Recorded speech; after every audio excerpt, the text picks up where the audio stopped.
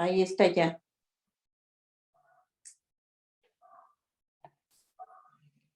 Ahí está Sergio.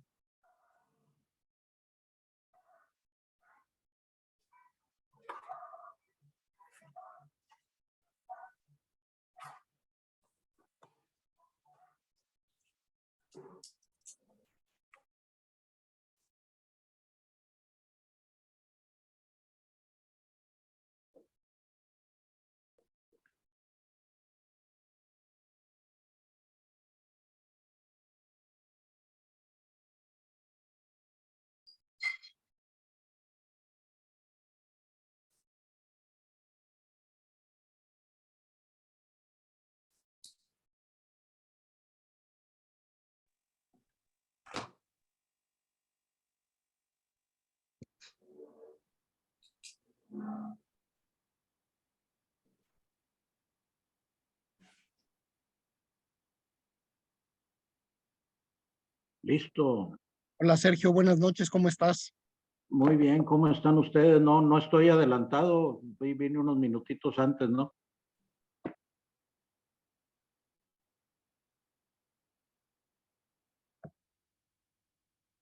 No, aquí estamos muy a tiempo.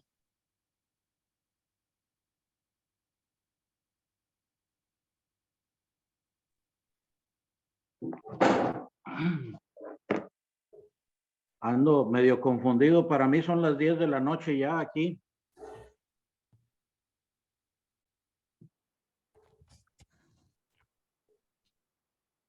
Buenas noches. Buenas Hola, noches. buenas noches.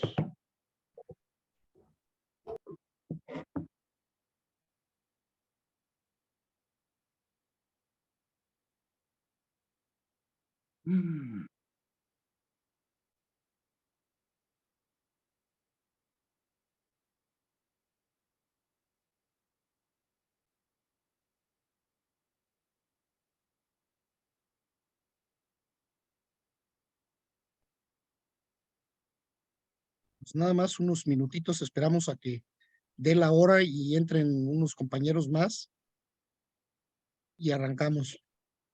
Perfecto. ¿Me escuchas bien?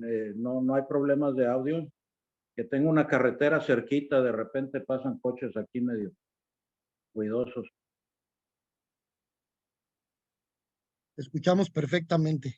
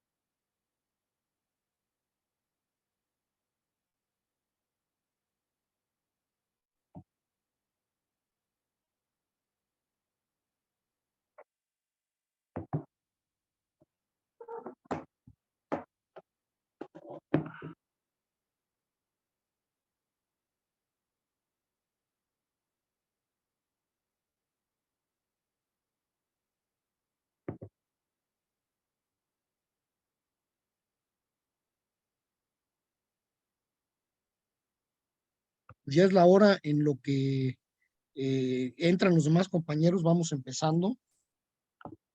Voy a leer la semblanza de Sergio, que pues viene aquí mismo en el libro. Sergio E. Avilés nació en Saltillo, Coahuila, en 1957. Es autor de los libros Me enamoré de una cucaracha del 92, Antes de ser de 2001, Indie Gestión Pública 2009, Coahuila Espejismo Pleno 2010, El nombre del gato 2011, que aquí lo leímos hace algunos meses, y Explore del Río en 2017. Desde hace años ha trabajado como productor de Guillermo Arriaga en proyectos cinematográficos como El Pozo, Words with Gods, Broken Night y No One Left Behind. En 2012 dirigió la película Fin del Mundo, filmada en Saltillo, y en 2013 Piloto, filmada en Zaragoza, Coahuila. También escribió y dirigió Galatea en 2014, entre muchos otros cortometrajes y documentales que publica principalmente en su canal de YouTube.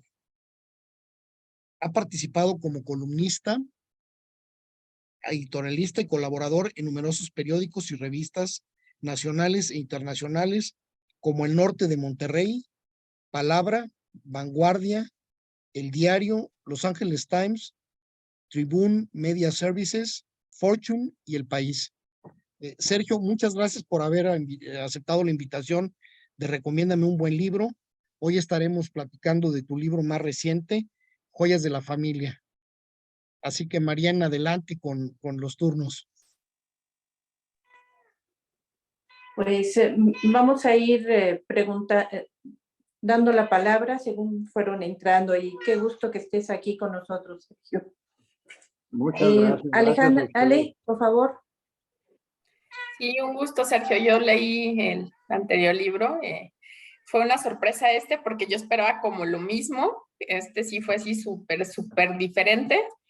Y hay muchos datos, de repente me perdía. Ahorita le decía a mis compañeros, oigan, ¿entendieron el final? Porque inicia el libro con que el investigador tiene una bolsa en la cabeza y en los últimos capítulos, pues ya sabemos que Osvaldo le regaló el collar, pero ya no entendí qué pasó con el investigador. Me quedé en que le estaban metiendo cosas abajo de las uñas, lo mataron. ¿Qué pasó con su vida? No entendí esa parte, no sé si yo fui la única, pero no supe qué pasó. Me gustaría que me contestaras eso. Es un ciclo que ocurre en la cabeza de él. El investigador es el narrador y al final, ya lo leyeron todos para no hacer spoiler, porque al narrando esto, pero desde un asilo donde lo está cuidando pues esta enfermera, ¿no? Y está a cargo de la hija de su amigo, de la nieta de su amigo, Roxana Alejandra, pero es el mismo el que está narrando. Dentro del hospital le pregunta a la enfermera qué está haciendo, pues está repitiendo el discurso de Stalin, el que corrió a Matilda de Rusia y se vino a Francia, la bailarina que fue novia del zar, y dice, va en esa parte. Entonces, él le da vueltas a su memoria, ya lo de la bolsa y aquello ya pasó, pero él lo sigue recordando como algo presente. Ya con razón se me perdió esa parte, pero sí recuerdo que estaba con la enfermera ya, Sergio. Pues muchas gracias. Déjame decirte que a mí me sorprendió también ese final. Y de hecho fue una de las cosas que hicieron que me tardara tanto en escribir el libro, en terminarlo, porque yo tenía un final. Mi formación es periodística de periódicos diarios. Para escribir para un periódico diario lo que tienes que hacer es estructurar, antes de empezar a escribir, estructurar todo lo que vas a decir, porque tienes únicamente 1500 caracteres o 5000 caracteres o lo que te hayan dado de espacio para tu nota. Entonces tienes que hacer una estructura muy elaborada que te lleve en ese tiempo, en ese espacio, a concluir. Y yo ya tenía preconcebido el final que quería para mi novela, pero el personaje se resistía y me quería llevar hacia otro lado, y finalmente cuando lo dejé fue cuando pude cerrar la narración bien. Ya, sí, con razón nos contaba tantas cosas el personaje. Muchas gracias, un placer. Gracias a ti, qué bueno que resolvimos ese misterio. Sí.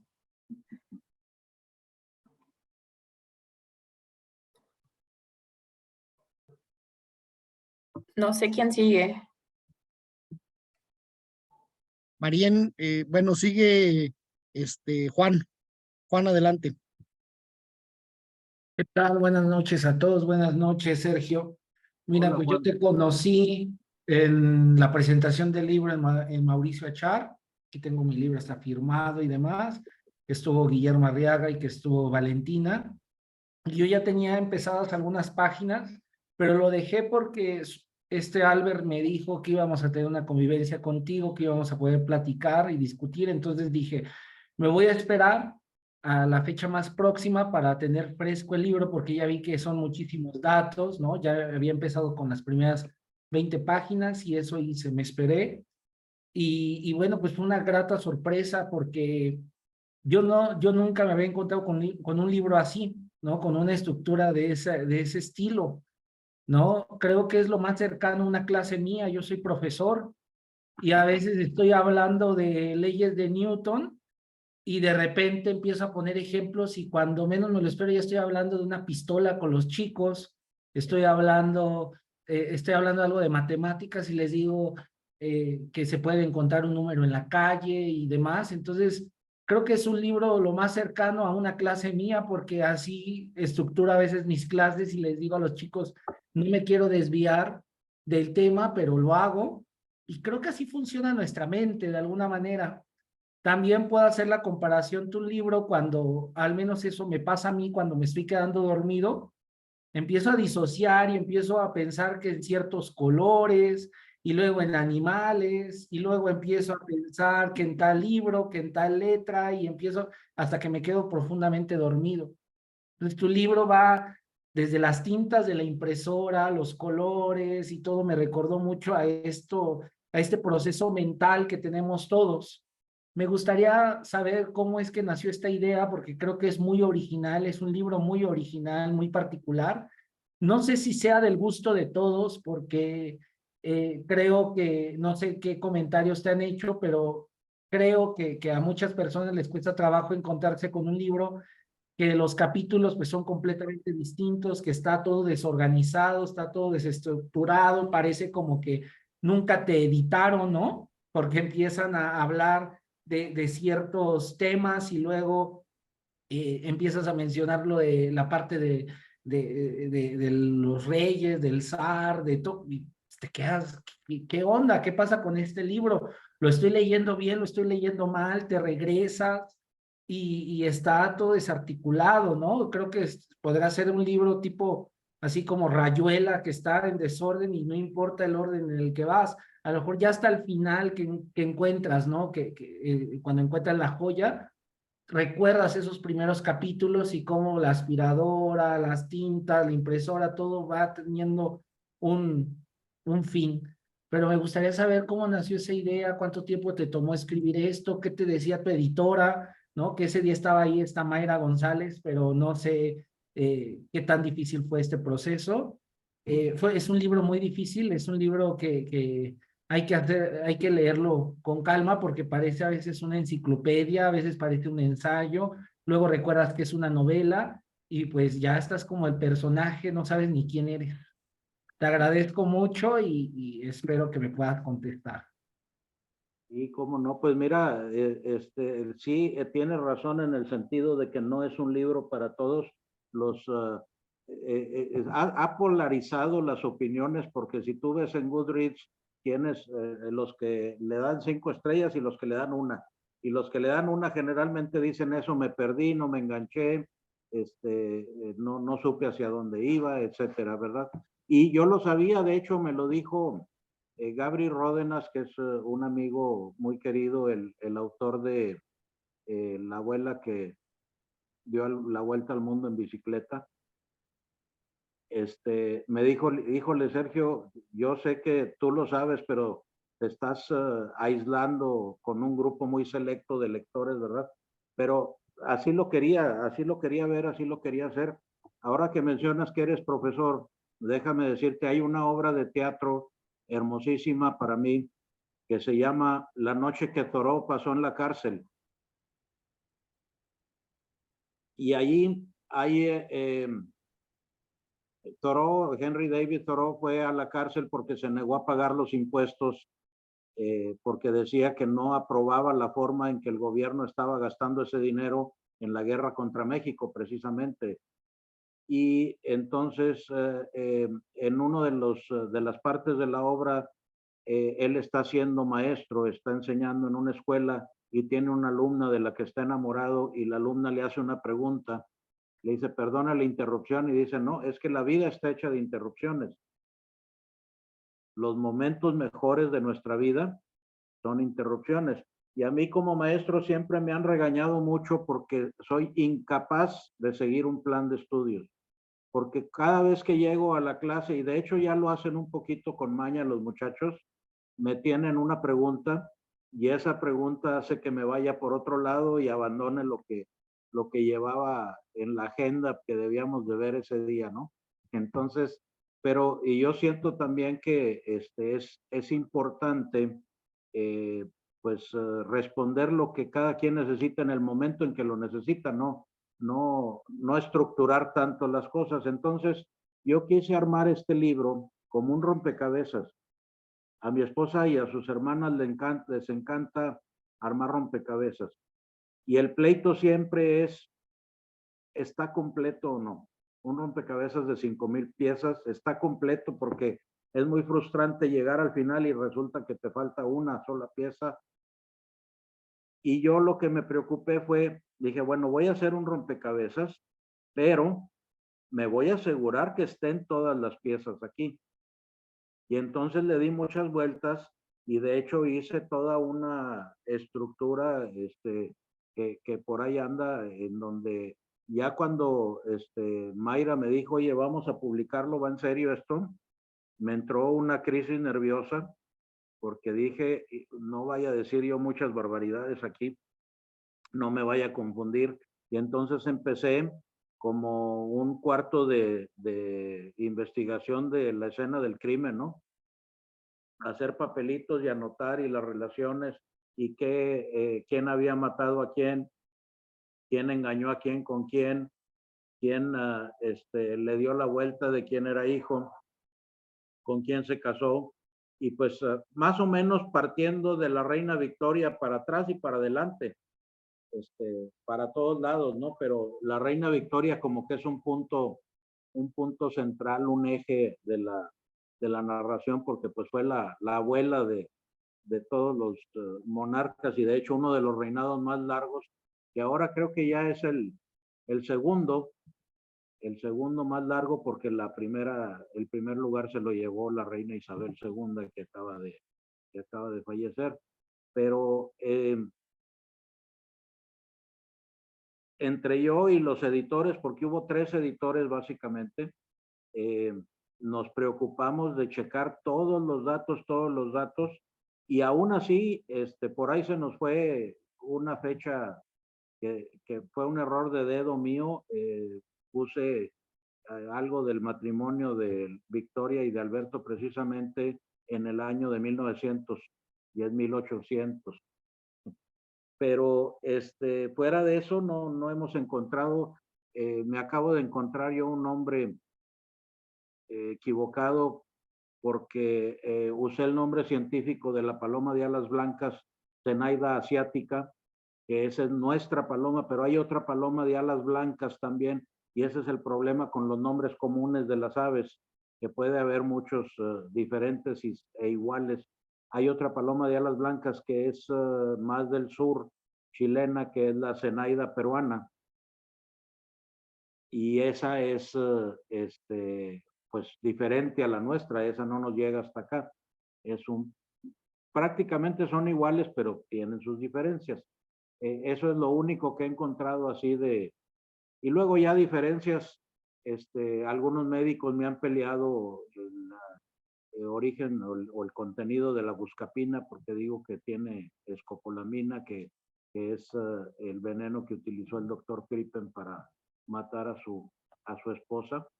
Y digo que lo encuentras en la escopolamina, y algunos médicos me dicen, no, ya no. Bueno, pues No, pues muchísimas gracias. Sí encontré por ahí, pero yo creo que ese error sí fue intencional, en donde mencionas que la pareja ideal es la mitad de los años y más 7. y por ahí quedaba mal el dato matemático, quedaba mal la suma, creo que era 34, una cosa así. No sé si fue intencional o ya te metí en un aprieto aquí. No, fue intencional eso porque sí dice este hombre, a mí me quedaría esta más, porque para cuando lleguemos dentro de 2 a 3 años, lo mezclé un poquito con las fases de una pareja que pasa la formación, la tormenta, la normatividad y la conformidad. Esas 4 fases, dice, para cuando lleguemos a esas fases ya vamos a haber empatado esa edad. Sí, lo dejé así intencionalmente el error. Pues muy interesante y muchísimas gracias por responder a mis preguntas. No, hombre. Ahora, acuérdate que es un personaje que tiene Alzheimer, entonces ahí me escudo para cualquier error que no haya sido intencional, digo, fue culpa del Alzheimer. Muy bien, Valentina, ¿tienes alguna pregunta? Hola, buenas noches. Hola. Pues no es preguntar, solo saludarte otra vez. Yo leí primero este libro para la reunión que tuvimos con Yayis, con María, y esa vez me lo leí de una noche, no sé, empecé a las 8 de la noche y terminé así unos minutitos antes de que empezara la reunión, ¿no? Entonces lo leí muy rápido y pues sentí como que me faltaron muchas cosas y esta vez lo volví a leer, y incluso se lo le compré a mamá, ella yo leo en Kindle, pero ella se lo compré en físico porque le dije, no, es que te va a encantar, te va a fascinar, te vas a divertir mucho. Y pues sí, o sea, yo otra vez me divertí mucho, otra vez aprendí muchas cosas. Esa parte de en la endodoncia, cuando va empezando el capítulo de endodoncia y tienen esta confusión de los dolores y los dólares, ay, no sabes cómo me has hecho reír con esa parte, ¿eh? Pero así, o sea, fácil 10 minutos me quedé riéndome con esa confusión de los dólares y los dolores. Y pues nada, o sea, yo creo que tu libro es un libro para leerlo una vez y otra vez y otra vez y volver a él porque es justo como muy lleno de datos, ¿no? Y como muy enciclopédico y aparte muy divertido, entonces siempre va a haber algo que no encontraste la primera vez. Lo tengo súper subrayado de 1001 cosas y esta vez subrayé otras tantas, Muchas gracias, Sergio. Sigue escribiendo, por favor, por favor. Gracias, no, pues ya sigo escribiendo. Fíjate que me da mucho gusto que digas eso porque hay gente que lee lo que hizo en el pasado y ya no le gusta. Y a mí me sigue gustando lo que hice, incluso los cuentos de la cucaracha. Claro que algunos no han envejecido bien porque ya pasaron muchas cosas y cambiaron las tecnologías y etcétera, pero lo sigo disfrutando cada vez que me encuentro con algo, lo disfruto y pues a lo mejor digo, híjole, eso es ya egomanía, no mía, egolatría, pero me gusta lo que leo de mi otro yo, de mi yo del pasado. Y en el caso específicamente de la endodoncia, déjame decirte que es algo 100% real. Eso me pasó a mí. Mi dentista siempre ha sido, mi homónimo es mi tocayo Sergio de la Garza es mi primo, pero él está especializado en rehabilitación oral. Entonces, alguna vez que necesité una endodoncia, me dijo, ve con otro doctor y me recomendó a un compañero que habíamos tenido nosotros que me dio pavor porque le decíamos la tosca, imagínate, cuando estábamos en la escuela. Entonces fui con él así como que temblando, ¿no? Dije, a ver cómo me va, pero pues es lo que me recomendó el doctor y yo quiero tenerle confianza a los doctores, ¿no? Entonces, le cambié de nombre, el apellido sí se lo dejé, pero me fue así con él y cuando empezó a tratarme se me hizo delicioso el tratamiento y dije, no puede ser, esto no es posible, pero pues fue. Después, con el paso del tiempo, en muchos años después, tuve que hacerme otra endodoncia y me encontré con que ya no trabajaba él. Efectivamente, se volvió transportista, como dice ahí, y fui con otro doctor y el doctor me dijo, tengo una novedad ahora para que te relajes y se te olvide lo que te estás tratando. Y me puso unos lentes con pantallas. Y entonces estaba yo viendo otra cosa mientras él estaba haciendo lo suyo. No me explicó nada de lo que iba a hacer como este otro que me enseñó cada instrumento y me dijo para qué servía y cómo lo iba a usar, etcétera. Pero la película que me puso mientras estaba viendo ahí yo fue una de Sylvester Stallone que se llama Cliffhanger. No sé si la recuerdas, que es un escalador de montañas. Entonces las escenas esas de la escalada y que se va a caer, pues me tenían más tenso que la misma endodoncia, ¿no? Así es que esa sí fue terrible, esa segunda endodoncia, no en dolor, sino en cuanto a la tensión. Pero ya comencé, déjame decirte, para tu tranquilidad, ya comencé otra novela y creo que estoy en problemas porque en la primera tuve la excusa de que eran 14 gatos los narradores y entonces podía darme libertades de cambiar la personalidad, que es la misma personalidad básica de los gatos, pero tienen sus características distintas. En esta segunda el personaje tiene Alzheimer, entonces podía hacer las divagaciones que fuera, y en esta tercera me estoy encontrando con que quiero hacer muchas divagaciones, pero ya no sé si el personaje central va a resultar ser Rubén Pablo joven o qué es lo que está pasando, porque en realidad empiezo hablando de una cosa y cuando termino cuando me doy cuenta ya estoy en otra muy distinta, pero pues la verdad es que lo disfruto mucho y lo voy a seguir haciendo así y espero que me sigan leyendo. Seguro que sí. Vamos a esperar tu siguiente novela con ansias. Muchas gracias. Gracias a ti, qué linda. Gracias, Valentina. Silvia, tu pregunta. Hola Sergio, buenas noches.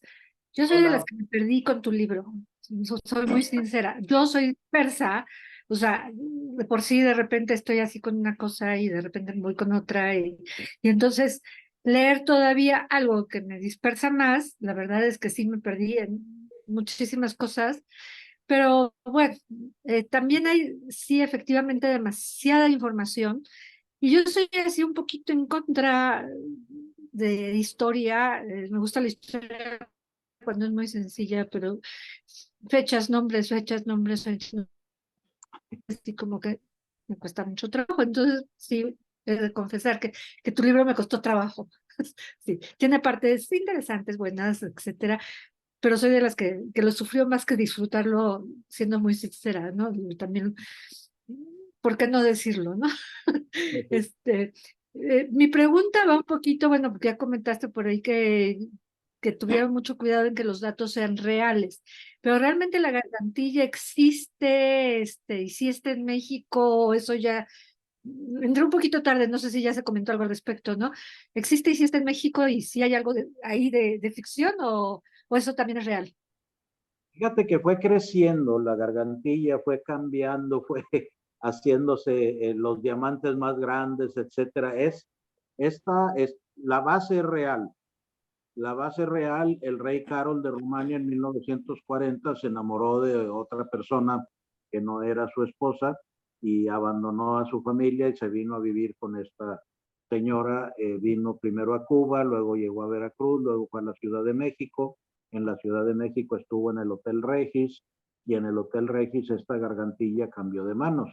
Y es una gargantilla muy valiosa y hermosísima, pero intencionalmente la perdí y la escondí basándome en los diamantes más grandes que pues se conocen, que son básicamente dos, el Orlov, que fue aquel que llegó a manos de Catalina la Grande y que le puso el nombre de uno de sus amantes, y el Koh-i-Noor, la montaña de luz que está en la corona de la reina Isabel y que ahora ya nadie quiere usar porque dicen que les trae mala suerte.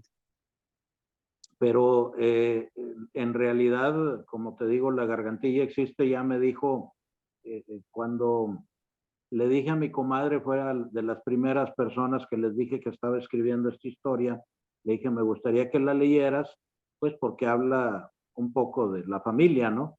De tu familia y de su historia. Y no quisiera yo, pues, que poner algo que los fuera a ofender, aunque cambié nombres y situaciones para proteger a los inocentes, pero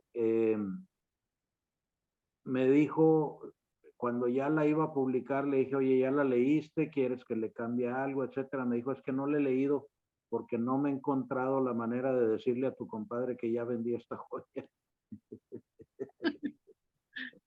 Pero, y pues era una herencia, ¿verdad? Entonces, pero de todas maneras, pues ya cambió de manos y ya no sé en dónde está, pero sí está en México.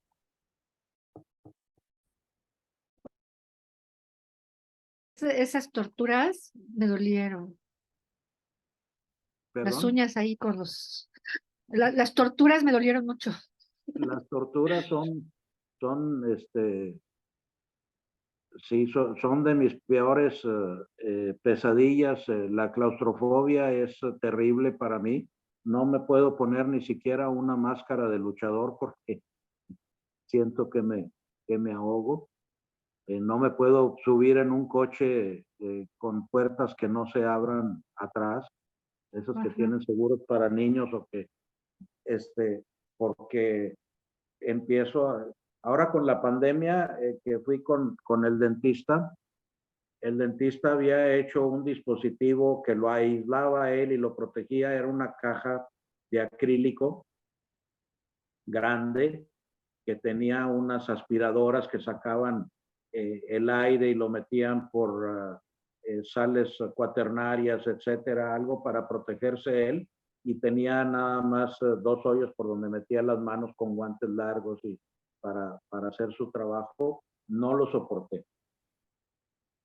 No lo soporté, me trató y me tuvo después que tener la consideración, y me trató normalmente como si no hubiera pandemia, con miedo los dos, ¿verdad? De que fuéramos a contagiarnos, pero porque todavía fue en los primeros meses que no había vacunas, etcétera, y que todos estábamos aterrorizados,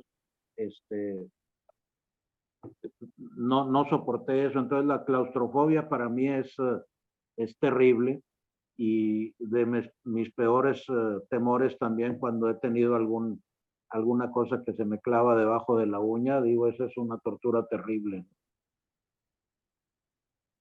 Sí, no, las descripciones son maravillosas, la verdad es que sí están muy bien, pero esa parte sí la sufrí muchísimo. Y como se va repitiendo de repente a lo largo del libro, de repente, ¡ay! No, otra vez, y las uñas, y ya al final, cuando se logra salvar, pero pues todavía lastimado y todo.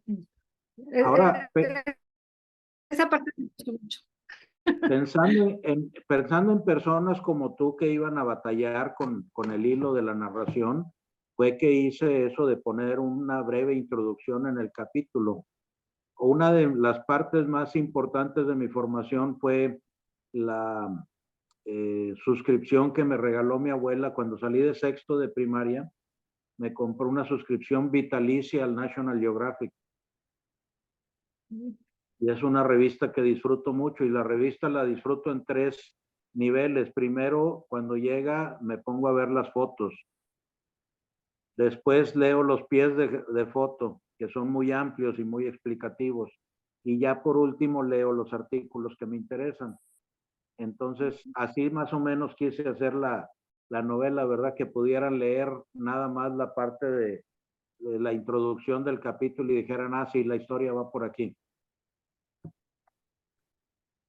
Ajá. Sí, pero entonces lo acabas en 2 horas, cuando más. Pero bueno, tiene cosas interesantes y sí, tan disperso o más que yo. Pero gracias por tu libro y gracias por responderme. No, gracias. Pues ahí está toda la historia. A fin de cuentas, da muchas vueltas, pero ahí está. Muy bien. Y Sí. Lourdes, ¿tienes Gracias. alguna pregunta? Pues no sé si salga alguna pregunta, es probable que sí, yo quiero hacer algunos comentarios. Coincido con quienes me antecedieron que al principio como que no le entendí, me perdía hasta que me di cuenta que era el estilo del escritor.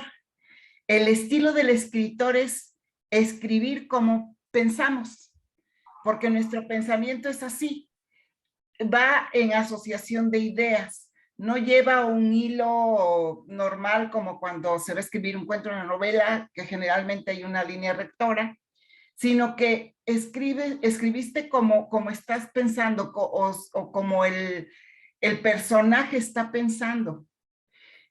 Eso fue lo que yo empecé a captar y empecé a tomarle ya sabor a la lectura. Y terminó impresionándome mucho, te voy a decir por qué, les voy a decir por qué. Es bastante información. Tocas temas de historia, de biología, de fotografía, de cine, de música. Es una información impresionante de diferentes temas, que ahí sí valdría la pena la pregunta, ¿qué tanto es de tu bagaje cultural? ¿Y qué tanto te ibas a la investigación al momento porque decías, ah, aquí hablo de un ave, ah, pues me voy a investigar sobre las aves? Pero hubo otras cosas que me llamaron mucho la atención. Te das la libertad de jugar con el lenguaje, como cuando dices, llamamos adolescencia al parecido, perdón, es que escribí rápido, oye. Llamamos adolescencia al periodo de nuestras vidas. Exacto, al periodo de nuestras vidas en la que nada nos duele. Deberíamos reservar el nombre para después de los 50, o sea, que después de los 50 ya nada nos doliera. Entonces, a veces hay que entenderte y cuando te entiende uno es muy divertido. En otro momento dices, pasó lo que tenía que pasar. No tenía que, pero igual pasó. Un buen día, bueno, ni tan bueno. Es como cuando está uno teniendo una plática informal con una amistad y así va la plática. Y entonces te das la libertad de escribir así, con esa informalidad a veces, como cuando uno lo está haciendo de manera muy, muy cercana. O cuando dices, tan rápido como la orina del roedor. Roedor con H, y te estás refiriendo entonces al hedor, al olor. Me gustó cómo vas asociando a ideas que uno tiene que captarlas. Me gusta también que bromeas, y igual que Silvia, me reí algunas veces, yo solita en mi lectura. Hablas del endodoncista precisamente y dices, ¿y dónde lo encuentro? O dices, marca Vermis del excusado. ¿Vermis qué? Hubo muchas expresiones así que, bueno, no voy a hablar de todas porque me llevaría mucho tiempo, pero que la verdad es que me sacaron la sonrisa, me sacaron mi momento alegre. Haces crítica de alguna manera, como cuando dices, esa clase de instituciones nos protegen. Cuando hablas de que los soldados mataron a un compañero y efectivamente se ha dado hechos donde los soldados están matando gente civil que nada tenía que ver, ¿verdad? Recibir los militares a balazos a un compañero desarmado, es una manera de hacer crítica también, una manera de hacer crítica fina. Por ejemplo, juego de palabras, haces juego de palabras cuando dices enamorada perdidamente, mente perdida. Todo eso me fue gustando mucho, además de que hablas de Ortega y Gasset, hablas de Bizet, el autor de la ópera Carmen, hablas de muchos personajes importantes dentro de la cultura, pero también hablas de personajes de la cultura popular, mencionas, por ejemplo, en algún momento a José José, a José Alfredo Jiménez, y todo eso la verdad es que me atrajo mucho porque es una manera, un estilo muy distinto a lo que yo normalmente he leído, donde hay un hilo rector para escribir la novela, pero tú te das esa libertad de jugar con el lenguaje, de bromear, de meter información como si estuvieras platicando de manera informal o como si estuvieras pensando. La verdad es que sí, eso sí me atrapó muchísimo, me gustó y agradezco toda la información. Y bueno, ahí sí cabría la pregunta de, ¿cómo está tu bagaje cultural tan amplio? ¿O cómo hacías para insertar de ciencia, de música, de historia, de todo lo que insertas con nombres científicos, con todo? ¿Te ibas en ese momento a la investigación o cómo lo hacías?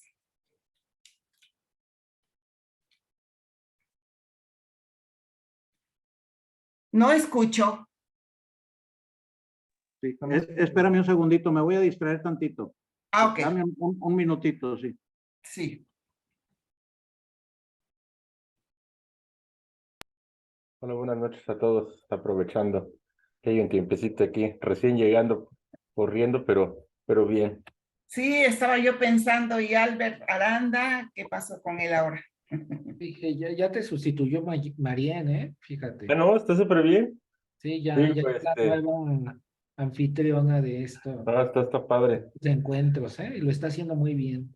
Qué bueno. Salí a Ciudad de México y vengo llegando, entonces.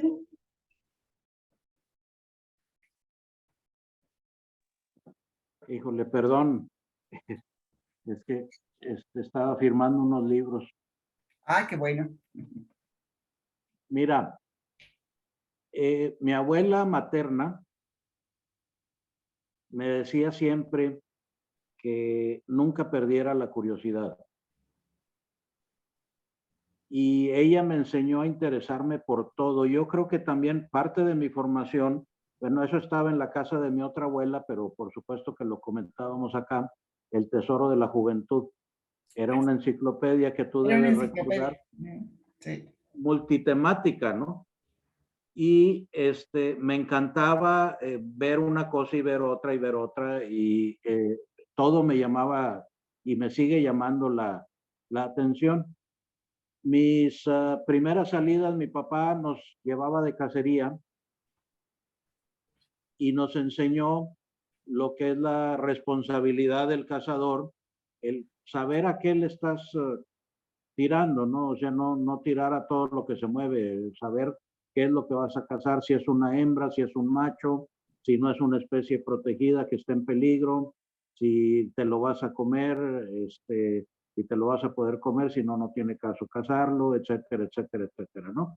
Y entonces nos compró él primero unas guías de campo en donde venían los nombres comunes y los nombres científicos principalmente los patos, las aves acuáticas y las aves de cacería, como las codornices, las palomas, etcétera, ¿no? Y mi primer trabajo en 1979, mi primer trabajo formal fue para una revista de conservación de aves acuáticas, precisamente. Entonces ahí me metí a estudiar. Lo primero que me metieron a hacer fue entrevistar a un señor que después abriría y me invitó como consejero el Museo de las Aves de México, que está en Saltillo. Y es un museo maravilloso donde tenemos alrededor de yo creo que ya estamos por el 90% de las aves que viven o visitan México en alguna época del año. Y por supuesto el conocimiento de estas aves pues es su historia natural, su nombre científico, que el nombre científico es muy interesante porque te dice toda una historia, ¿no? Te dice sus características, te dice de dónde vienen, te dice quién los conoció, quién los describió por primera vez, ahí te das cuenta de que, por ejemplo, hay muchas cosas que llevan el nombre de Humboldt aquí en México. ¿Por qué? Pues porque él anduvo investigando y haciendo por aquí muchas peripecias, ¿no? Entonces, hay tanto plantas como animales, como hongos, etcétera, que llevan su nombre, Humboldtiana, etcétera. Entonces, por ese lado, pues bueno, la cultura está ahí. Luego, la melomanía, el amor por la música. Mi papá me regañaba, me dijo, ¿cómo es posible? Decídete por un término musical, un género y no andes. A mi hermano le gustaba la música clásica, al otro le gustaba el rock y yo vagaba de uno a otro. Pero pues la verdad es que todo es bonito, y a mi papá y a mi mamá no les gustaba la música popular. José Alfredo Jiménez o Pedro Infante en el tiempo de mi mamá, por todo el revuelo que se causaba de cuando nos visitó en Saltillo, que le arrancaban la camisa, y era un super ídolo Pedro Infante, ¿no? Y todavía en esos tiempos ya están volviendo esos tiempos de los conciertos y de las presentaciones personales, pero eran de mucho contacto con los artistas andaban siempre de gira. Entonces, no les gustaba la música popular, y esa me introduje después. Oye, pues es fabulosa, es hermosísima. Y me quedó el gusto por la ópera. Tenemos 20 y tantos años haciendo un encuentro operístico en Saltillo todos los años. Me quedó el gusto por la música clásica y por la música popular. Ahora tengo amigos a los que estimo mucho. Yo no canto para nada ni toco un instrumento, pero me gusta mucho ir y grabarlos, y mi canal de YouTube está lleno de canciones, y aprendí mucho con ellos las historias de las canciones. Hace poquito me contactó un hijo de Álvaro Carrillo, por ejemplo, por una historia que publiqué en Twitter hace 12 años, porque tengo un amigo que se dedicó a investigar la música bohemia y habló con los compositores y habló con los hijos de los compositores para que le platicaran de dónde habían surgido esas canciones, y de ahí hizo algunos libros fabulosos, el último de los cuales me tocó editar ya de manera póstuma, ya que murió mi amigo. Entonces, todo eso, quise reflejarlo en el libro, quise darle rienda suelta, y como tú dices, esa descripción la hizo también uno de mis presentadores, el embajador Enrique Hubbard, que me hizo una presentación. Fue la primera reseña que recibí, y luego lo invité a hacerme una presentación en Sinaloa, y él dijo, Sergio tiene una cualidad, que escribe como piensa y como platica, y leerlo es como estar platicando Así con él. es. Y me dijo, no se puede esconder, el personaje es él, no le busquen. Entonces, yo también eso pensé. fue lo que quise hacer, y como te digo, ahora tengo problemas para esconder más a esa forma de narración en mi tercera novela, pero la verdad es que no me va a importar, lo voy a hacer de todas maneras, principalmente porque yo disfruto mucho hacerlo. Ya sé que con los juegos de palabras estoy poniendo en aprietos a cualquier traductor que quiera hay que llevarlo a otro entenderlos, país. pero hasta los que hablamos español, creo que hay que entenderlos, y a veces hay que tener un conocimiento previo para entenderlo. Exactamente, y de repente hago chistes muy complicados que tenemos mucho pleito por eso. Guillermo Arriaga dice que mis chistes son los peores que existen en el mundo, y yo le digo que son chistes estilo Gabriel García Márquez, no porque él los haya hecho, sino porque los vas a entender muchos años después y frente al pelotón de fusilamiento. Muy bien, felicidades y muchas gracias. Muchas gracias. Daniela, ¿tienes alguna pregunta? Sí. Hola, Sergio. Buenas noches. Mira, es el primer libro que leo de tu autoría, y déjame decirte que, bueno, ahorita es como comentario general y ahorita va la pregunta. Cuando estaba en la segunda hoja, que leo que decía Violeta, de Puccini, de La Traviata. Dije, ¿qué está pasando? Yo ahí te juro que iba a agarrar el libro y dije, no voy a leer eso, ¿qué me está escribiendo? Pero fui a la contraportada y entonces dije, a ver, de nuevo, a ver, ¿de qué se trata? Ya vi que el personaje tenía Alzheimer. En la siguiente hoja hace la aclaración y dije, no, Violeta es de Berti. Dije, entonces, como que sí lo voy a leer, ¿no? Le voy a dar la oportunidad, que a mi papá le gusta mucho la ópera. Entonces, empecé a ver de qué se trataba. He avanzado con el libro, todavía no lo termino, pero sí, lo que hice fue ver toda la estructura y vi que tienes ahí los parrafitos con los pequeños resúmenes, que yo lo voy a leer para saber, va a venir el Zoom con el autor, quiero tener más o menos una idea, y a grandes rasgos, eh, creo que es un libro con una estructura de un rizoma. Si es el concepto que maneja Deleuze y Guattari, un rizoma viene siendo tu libro. Entonces, más que ser algo disperso, es un pensamiento complejo. Es mucho, me hizo acordarme de mis clases con mis maestros de arquitectura, de esos maestros que ya eran grandes y empezábamos a ver cosas de teoría de la arquitectura y nos empezaban o sea, una cosa llevaba a otra y nos empezaban a hablar de sus obras y que cuando estaban con Mario Pánico, que estaban con Villagrán. Entonces dije, es que esto más bien que siga una estructura no la tiene, sino que es una estructura a manera de un rizoma y me está hablando como si fuera una plática. Conozco personas así que te están hablando de una cosa y ya luego te cuentan otra y te empiezan a hablar de un montón de nombres de otros personajes y tú dices, ni los conozco, pero te llama mucho la atención la plática y dices, tú sígueme contando y dame toda la información y más adelante se va hilvanando todo. Entonces, la única pregunta que yo tendría sería, nos das muchos datos históricos que están muy padres. Tal vez, eh, ¿qué hubiera pasado si lo hubieras considerado como un ensayo? Esa sería mi pregunta. No hubieras logrado el efecto, pero en cuanto a datos históricos, ¿tú crees que hubieras logrado la misma intención? Fíjate que uno de los libros que más he disfrutado últimamente, bueno, los dos que he amado del año pasado fueron El infinito en un junco, de Irene Vallejo, y el que escribió Mel Brooks, que se llama All About Me.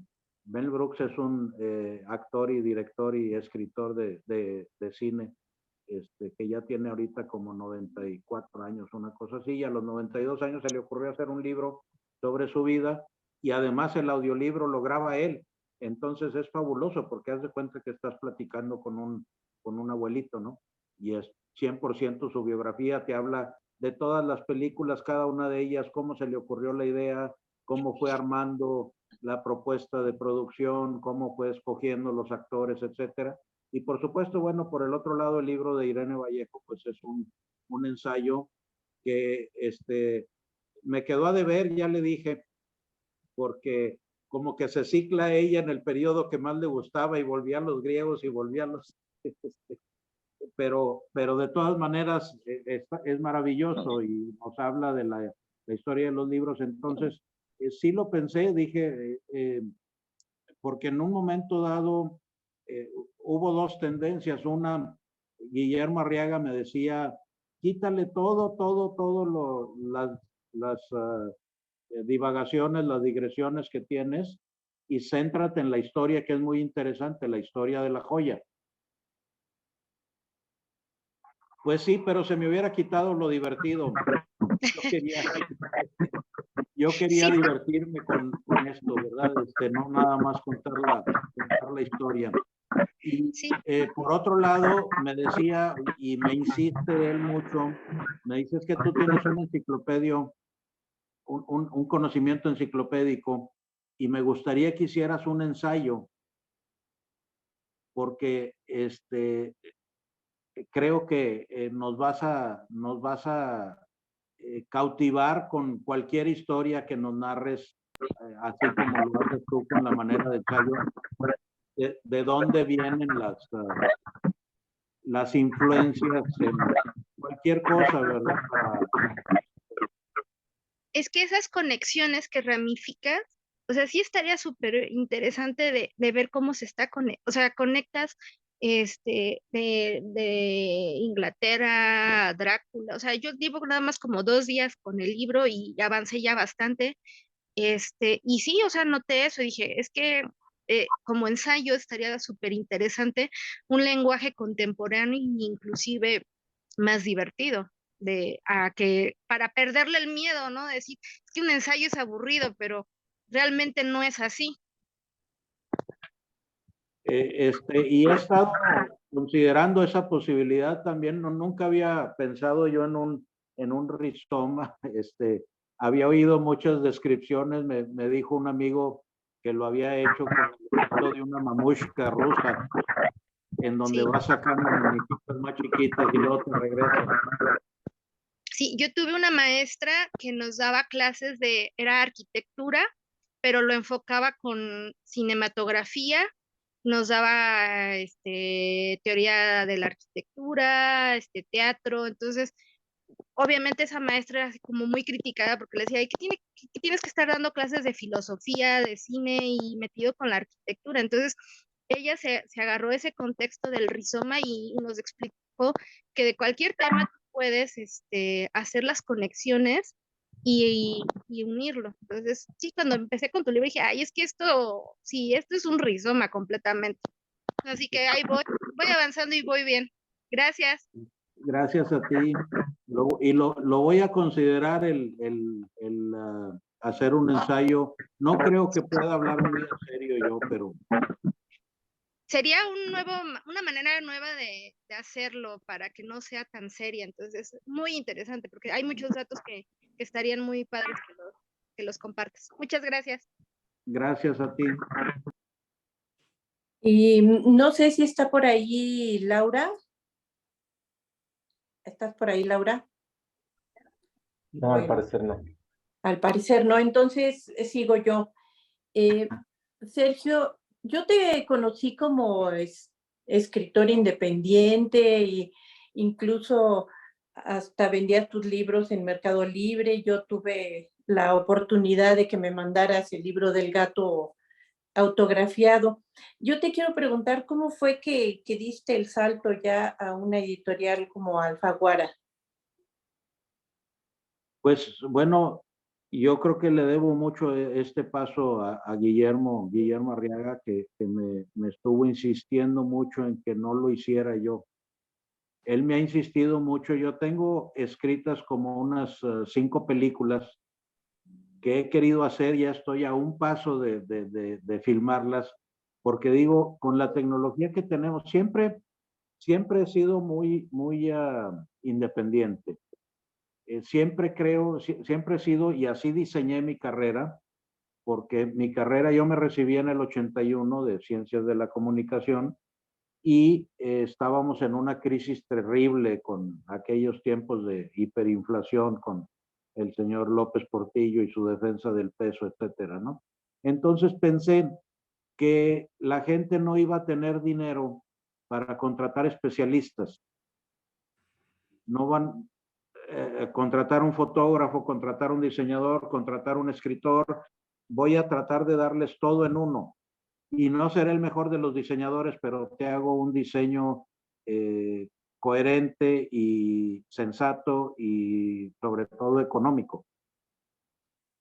Entonces, no seré el mejor de los fotógrafos, pero te hago una obra bastante decente, bastante descriptiva y con buena calidad técnica. Y sí me he defendido siempre, he dicho que mi fuerte es la escritura. Puedo describir las cosas, puedo redactar de una manera pues atractiva para el lector. Entonces, así diseñé mi carrera, dije voy a hacer un Mil Usos. Con el cine también dije voy a hacer un Mil Usos, no necesitamos tanta gente, me voy a llevar a un fotógrafo porque si hago yo la fotografía, el estar tomando las decisiones del director y las decisiones de la cámara al mismo tiempo, eso sí me vuelve un poquito loco. cuando están presionándome por un lado de cuestiones técnicas de la dirección y cuestiones técnicas de la cámara, sí la pienso un poco, pero si tengo un fotógrafo y un sonidista y un productor y los actores, con eso lo hacemos. La tecnología que tenemos ahorita en nuestras manos, cualquiera de estos teléfonos nuestros, por ejemplo, tiene un mejor equipo de sonido que el que tuvieron los Beatles para grabar su primer álbum, ¿no? Entonces, las cámaras, no se diga, las cámaras que utilizaba incluso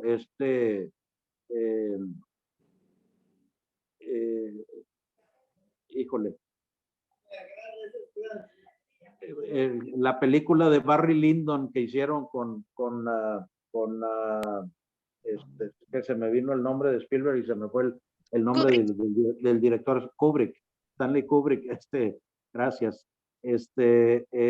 La hizo con unos lentes que consiguió de la NASA, que eran de unos satélites, de unos telescopios muy potentes para grabar con extraordinaria baja luminosidad, con la luz de las velas y etcétera. Es una película maravillosa, Barry Lyndon, de una fotografía exquisita, y ya ahorita la superamos con un teléfono de 5,000 pesos.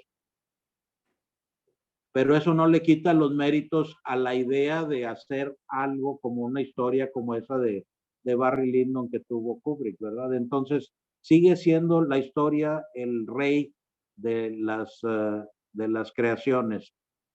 Así es que quise hacer esas películas y Guillermo no me deja. Me dice, no, vamos a hacerlas como debe de ser. Acabamos de terminar una producción que dirigieron sus hijos de algo que él escribió hace 30 años y es una superproducción en donde estuvimos trabajando 300 personas y ninguno sobra. Todos aportan algo muy importante a la película, desde el que te da de comer, porque la verdad es que cuando uno anda trabajando lo que menos quieres es perder el tiempo en cocinar o en ver qué te calienta, sino que ya te decidan tu menú y ya sepan lo que te gusta y llegas y te sientas y te dan de comer muy padre, hasta el que mueve los camiones porque ya sabe dónde debe estacionarse para no estorbar en la toma, etcétera, etcétera, etcétera. Entonces, él quiere que hagamos las cosas más en grande, que no seamos poquiteros, vamos a decir así. Y a mí me gusta el cine de guerrilla, a mí me gusta resolver todo rápido y con lo que tengo, los elementos que tengo en la mano. Entonces, yo digo, oye, en mi computadora tengo todo para sacar un diseño, para sacar un libro, para, antes el tema de la tipografía era tremendo para hacer una revista, ¿no? A mí me tocó empezar ya eran técnicas modernas con las fotocomponedoras. Teníamos un negativo con cada uno de los tipos de letra y ahí venía todo el abecedario. Y ese negativo se ponía en un cilindro que giraba y a través de espejos se lograba el aumento o la reducción de la letra al tamaño que uno necesitaba y la iba imprimiendo en papel fotográfico en las galeras que luego tenía uno que revisar y que recortar y que pegar en su lugar en cada hoja. Ahorita lo haces todo dentro de la computadora y la computadora toma todas las decisiones del espaciado óptico y de el kerning y todos estos términos del acomodo de la tipografía, pero la verdad es que trabajar con una editorial como Alfaguara fue maravilloso, en primer lugar por el cuidado que tuvieron de que no dijera yo tarugadas. Y ya que estuvo el manuscrito limpio y depurado por ellos, que me pusieron mucho gorro y tengo mucho orgullo en decir que mi manuscrito estaba bastante limpio, no nos peleamos mucho.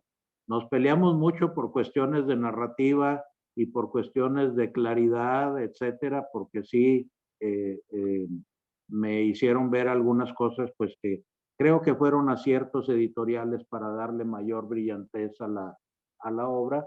hasta los que diseñan la caja de donde va la letra, el tamaño del libro, el tipo de letra con sus ascendentes, con sus descendentes, con todas las características para darle legibilidad al grupo de edades que tenemos en mente que sean nuestros lectores, hasta los distribuidores y los libreros. Ahorita acabo de terminar de cenar con un amigo librero aquí de Piedras Negras, Coahuila, que ha sido maravilloso para nosotros porque él de su propia mano ha hecho que la obra sea conocida en Coahuila y en Piedras Negras y que tenga clubes de lecturas en la ciudad.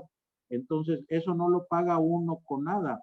Me costó muchísimo trabajo levantar el nombre del gato como una edición independiente por mi propia cuenta. Yo pensaba que ya con la capacidad de tenerlo como libro electrónico, yo prefiero en muchas ocasiones el libro electrónico al libro en papel, aunque el libro en papel es un objeto hermoso, es un objeto que no requiere de baterías, que no requiere de ninguna tecnología, es algo muy simple y que contiene grandes cantidades de información y contiene mucha del alma, no nada más del autor, sino de todos los que intervinieron en la manufactura de este objeto. Entonces es algo venerable y algo respetable, pero sin embargo, si quiero yo investigar algo sobre Carol de Rumania, pues me puedo meter a internet y encontrar todos los libros que hay de Carol de Rumania y en 3 segundos tenerlo ya en mi iPad o en mi Kindle y lo puedo leer de inmediato sin tener que esperarme a que me llegue por correo.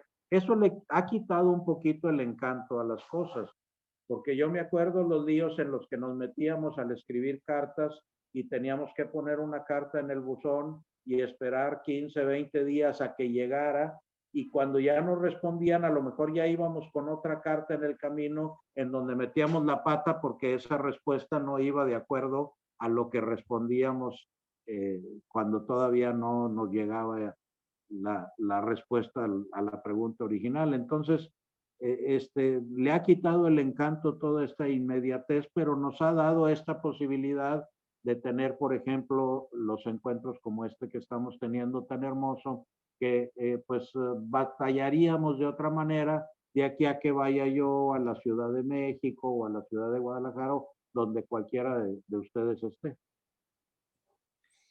Pues muchas gracias, Sergio, por toda esta explicación y pues, Albert. Sí, Sergio, pues agradecerte, ¿no? El que nos hayas acompañado aquí a Recomiéndame un buen libro. La verdad es que yo también he disfrutado bastante tu libro, se me hace una novela fantástica en la que combinas elementos, pues, como ya lo he comentado, de suspenso, historia, misterio, ¿no? Y sobre todo, pues, tu propia experiencia que has vivido para plasmarla y entregarnos una prosa realmente muy, muy, muy agradable. Disfruté tu libro, me gustó bastante. Y te agradezco, ¿no? Nuevamente el que pues estés aquí con nosotros. Entonces, tristemente, bueno, tuve una salida hoy, acabo, ya llegué a media sesión, entonces ya no supe como que qué preguntaron, pero bueno, pues ya nada más nos tomamos la foto, ¿no, Sergio? Ya del Claro que recuerdo sí, muchas gracias. y bueno, teníamos por ahí la invitación del aniversario que es el sábado y bueno, digo, no hay oportunidad, pero ojalá y en una próxima visita o en una visita que tengas a Ciudad de México, bueno, ahí podamos reunirnos para tener la firma de tu libro. Me encantará, sí, la próxima presentación la voy a tener en Saltillo, en la Feria del Libro, pero cuando vaya a la Ciudad de México se los hago saber. Perfecto, muchas gracias. A ver, hoy va el primer intento de la foto. 1, 2 y 3. Y va una más por los que están cerrando los ojos. Ahí va otra vez. 1, 2 y 3. Perfecto, muchas gracias. No, hombre, gracias a ustedes. La verdad es que pues disfruto mucho yo viendo que lo lean el libro y que en algunas partes acierte en lo que pensé que iba a suceder cuando lo leyera. Pero sí, creo que una de las ventajas, ¿no? De poder charlar ahora con los lectores, ¿no? Tener un acercamiento con ellos, descubrir exactamente, ¿no? Lo que a lo mejor pensaba en algún momento el autor con lo que el lector entendió. Mariana, adelante.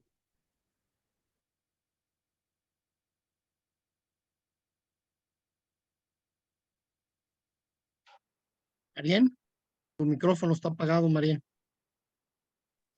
Muchísimas gracias por todo, Sergio, y pues a todos, muchas gracias por acompañarnos. No, hombre, gracias a ustedes. La verdad es que disfruté mucho esta plática. Buenas noches a todos. Buenas noches. Noches. Que Buenas descansen. noches. Gracias. Gracias, Lourdes. Gracias. Gracias. Nos vemos el sábado. Buenas Allá nos noches. vemos, sí. Hasta luego. Órale, adiós. Adiós. Buenas noches a todos. Gracias. Buenas Nos vemos noches. el sábado. Gracias, Sergio, gracias. Gracias. Vamos por otros 13 más, dijeran. Sí, hasta luego. Hasta luego, adiós.